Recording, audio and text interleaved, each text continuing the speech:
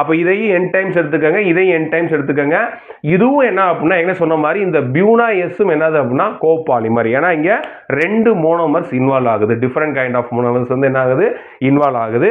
அடுத்து என்ன பண்ணணும், presence of sodium. Buta 1,3 diene வந்திருக்கு, Na சோடியம் வந்துருச்சு, எஸ் ஸ்டைரின் வந்துருச்சு. இவங்க எல்லாம் வந்துட்டாங்க.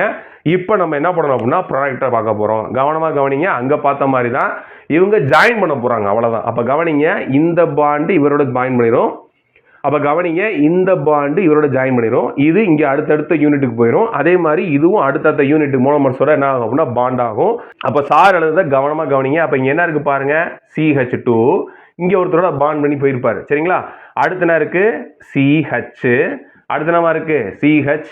டபுள் பாண்ட் போகாது, ஏன்னா பாண்ட் அங்கே போயிருச்சு, CH2. அடுத்த என்ன இருக்குது, CH. அடுத்த என்னமா இருக்குது, CH2. இவர் அங்கே போயிருப்பாரு. இங்கே என்ன பண்ணணும், நீங்கள் பென்சின் ரிங்கை போடணும்.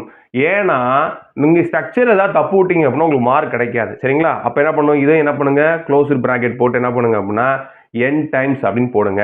ரிமைனிங் கவனிங்க, அதே மாதிரி இங்கே டபுள் பாண்ட் போடணும். ஏன்னா வேலன்சி ஃபுல்ஃபில் ஆகிறதுக்கு. புரிஞ்சா உங்களுக்கு? ரைட். இப்போ வந்திருக்கு பார்த்தீங்களா, இதுக்கு பேர் என்ன பார்த்தீங்க அப்படின்னா பியூனா எஸ் அப்படின்னு சொல்லுவாங்க.